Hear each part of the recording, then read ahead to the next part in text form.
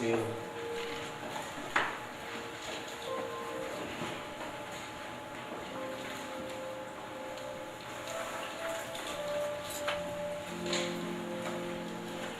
Got it, say amen. It also is in the bulletin. Reads the dust. It said, I am the true vine, and my Father is the husband. Every branch in me that beareth not fruit, he taketh away. And every branch that beareth fruit, he purges it, that it may bring forth more fruit.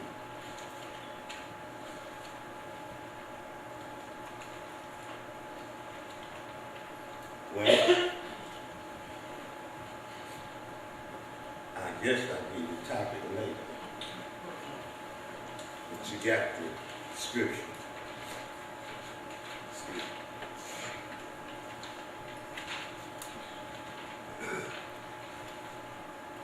In chapter 14, at verse 26, this comes on the eve when Jesus got up. He told him, he said, "Go. And as the Father gave me commandments, even so I do. Arise, let us go hence."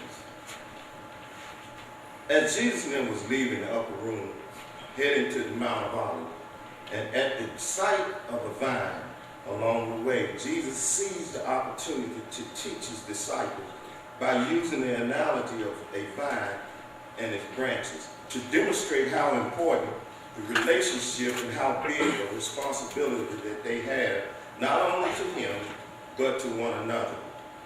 This parable was to show the disciples that what kind of relationship they needed with him.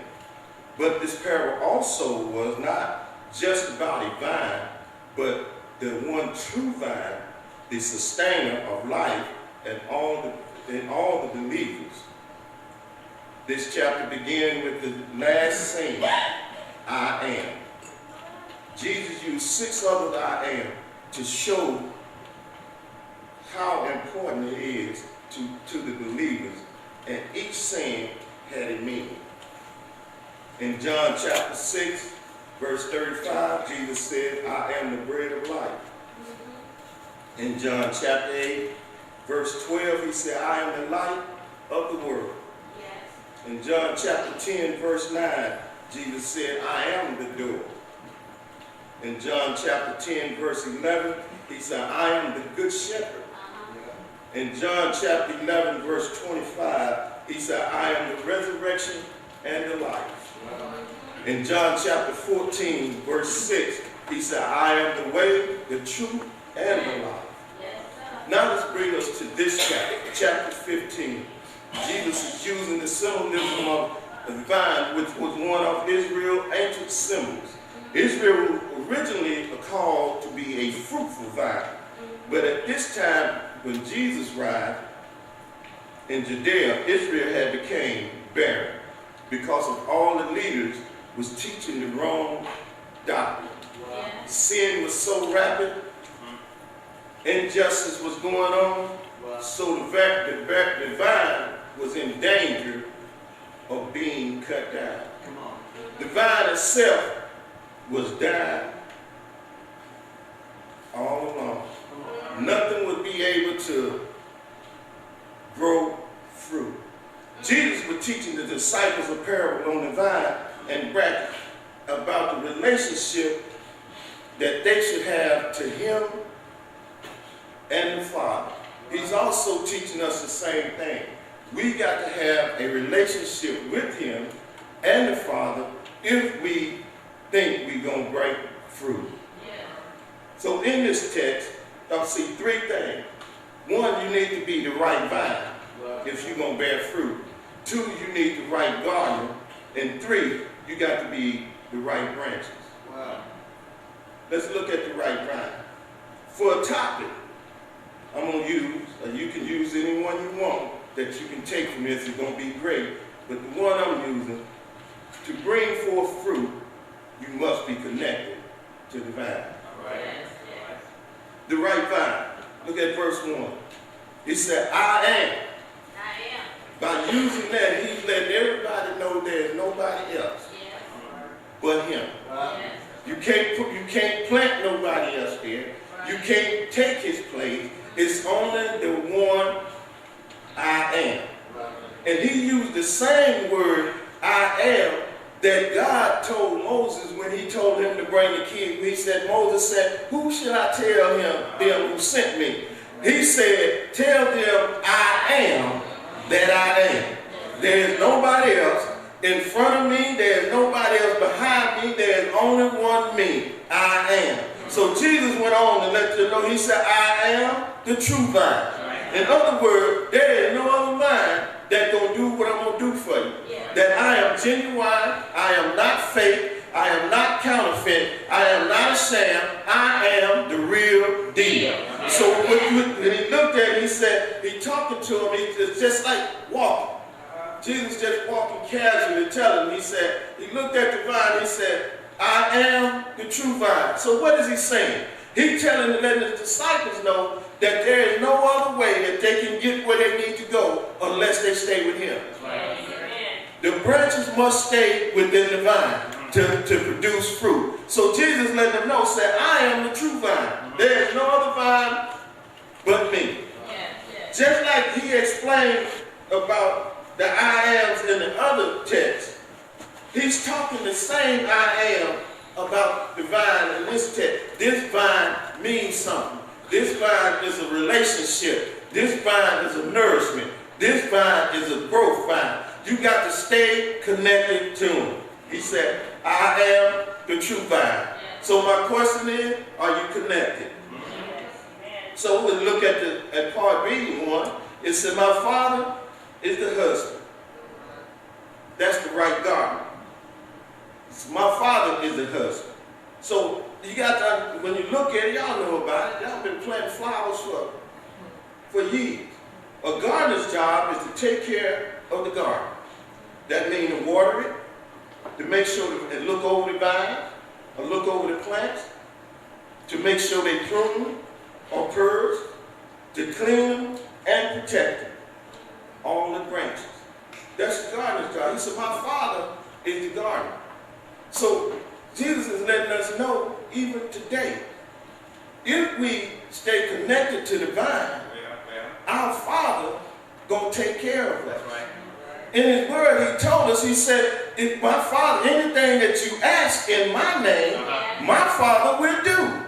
So in other words, we have to stay connected to the vine. And then you have to be a good gardener. Let's take a little step further. You are a gardener. Jesus has put you in the head of your family. You got to make sure they fed. You got to make sure they watered. They taking clothes. You got to make sure they're taken care of. Even when it come time for the pruning, you have to make sure that the gardener is pruning. Y'all get that in a minute. Yes, sir. Yes, sir. We know what it is. This is man. Y'all get that in a minute. We have a shepherd that been placed here. He have to look over us. He have to make sure what we eating, how the vine is set up. But let's keep moving. In verse 3, in verse 2, it's the next thing I seen here. So you got to be the right branch.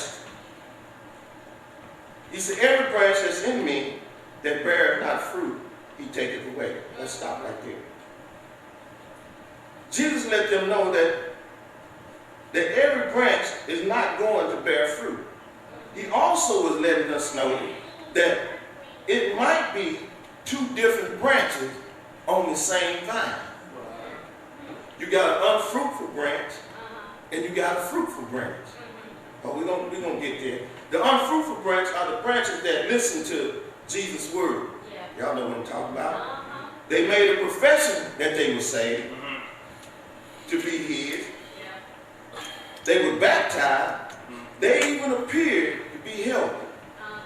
But the reason they were unfruitful because they did not relate to the vine enough to stay with Christ. And they didn't get enough nourishment from the vine. Prime example, let's look at Judas. In John chapter 13, verse 18 through 30, Judas betrayed him. Judas walked with him. Judas stayed with him. Judas heard him. Judas did everything that all the other disciples did. He was connected to the vine, but he didn't get enough nourishment. Look at the soil and the seed. He said some will fall on stony ground, some will fall on in branches and thorns, and some will fall in good ground. He said, but they all was planted. Some didn't take heed. Didn't cause the wind, they fell on rocks. It's just like us. Some of us going to sit here and get the word, but we're going to go out and the word ain't going to do nothing for us. Some of us going to get the word, but you're going to get out in the world, and when the world starts choking you, the word going to choke the word right out of you. Some of them going to get the word, and the word fall on the good soil. You're going to go out and you're going to bring fruit. That's what Jesus is letting them know right now about the vine. Well, the fruitful vine got everything that everybody else got. They was on the tree, but they just couldn't bring no fruit. They said all the right things. They just look churchy. Unfruitful branches are not genuine, not real. They are counterfeit branches. They are pretending branches. They have abandoned the faith. The unfruitful branches, God said in the text that he will take them away. Now they got the fruitful branches. These are the branches they are serious about God and his word. You can say they really love God. They try to do all the right things. The gardeners can see that some things is hindering the branch from growing. So the gardener will start pruning the branch. You see, pruning is the bad spots, all the useless buds, the misdirected shoots, the discolored leaf that is on the branch. Pruning has to be done also some of the time, the things in our life. Most of the time, we need pruning. So why do we need pruning? We got thoughts that are not pure. We have attitude is real bad. We have commitment problems. Passion is not even there. Behavior is off the chart. Motives is real ugly. Relationship can't find one. And our service is just ain't in the house. What you say?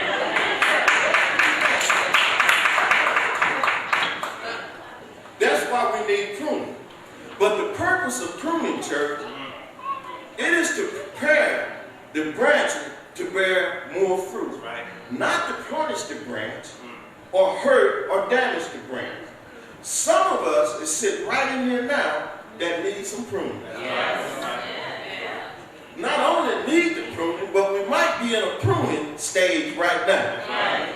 God is pruning us for some of the things that we need to take off and get rid of so we can bear more fruit. See, don't look at pruning as something that's going to hurt you.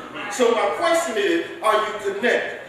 Pruning is to remove all the contamination and pollution and dirt that clings to your body. Now, I'll get that in a minute. Let's say it again. Pruning is to remove all contamination, pollution, dirt that's clinging to us. So what am I saying? Pruning will clean you up for God's word.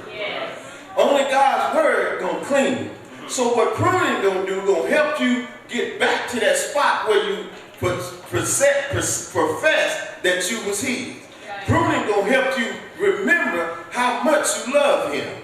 Pruning gonna help you do the thing that you thought you couldn't do. Pruning gonna even strengthen you because you think you're gonna fall. Pruning is there to help us. So once we get all the pollution off, once we have removed all the things that God wants us to remove, taking off all the bad clothing and put on new clothing, Then what pruning does is cutting away them bugs that ain't don't supposed to be there. It's cutting away the discolored colors that's not the vine that means it's sick. It's cutting away the useless part of the vine. It's fixing up, strengthening, and taking away the misdirected shoots that's on the vine. To make the vine, the branches that grow strong. Pruning is a good thing. Yes. Now if you have the right vine, you have the right garden, and you have the right branches, and you've been pruned, and you stay connected to the vine, then you can bring more fruit.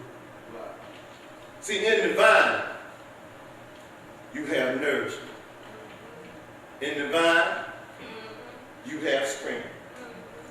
In the vine, you have God's grace. In the vine, you have access to the Father.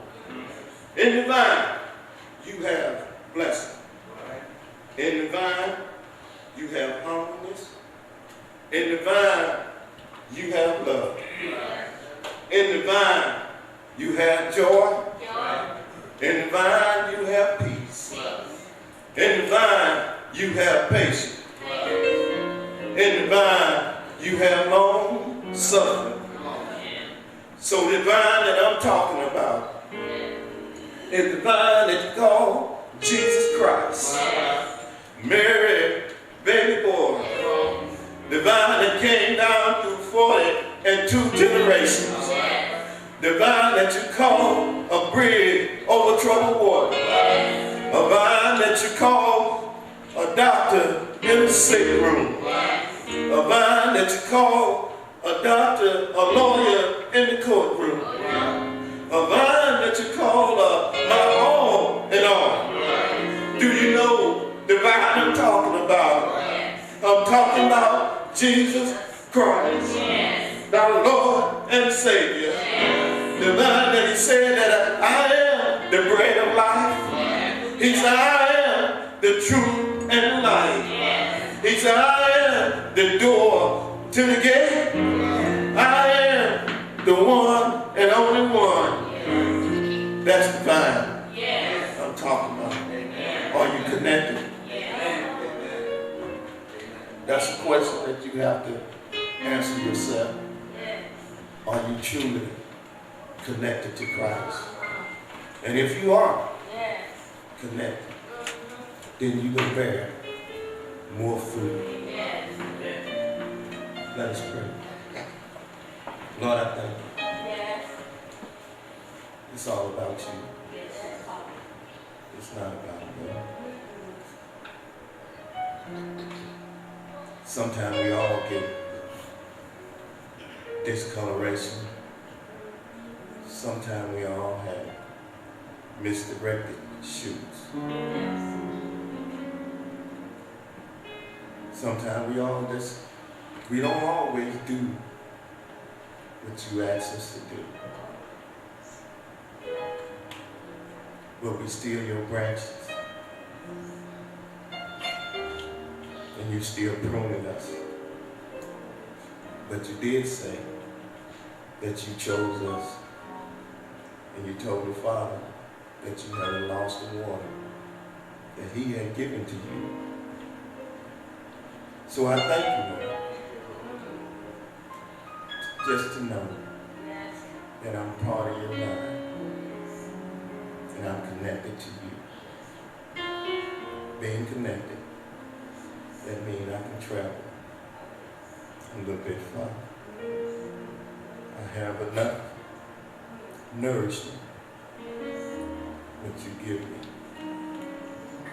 enough strength, enough love, enough joy.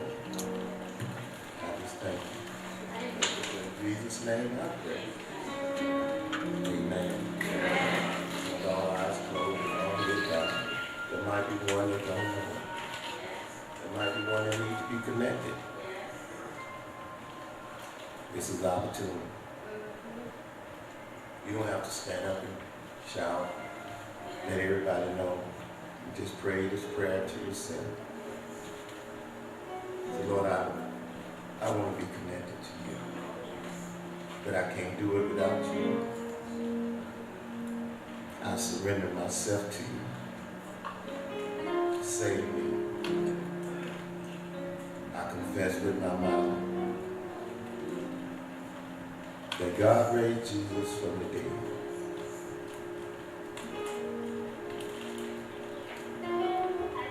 You said if I confess and believe it with my heart, then I could be saved. So I believe it. Save me. It's in Jesus' name.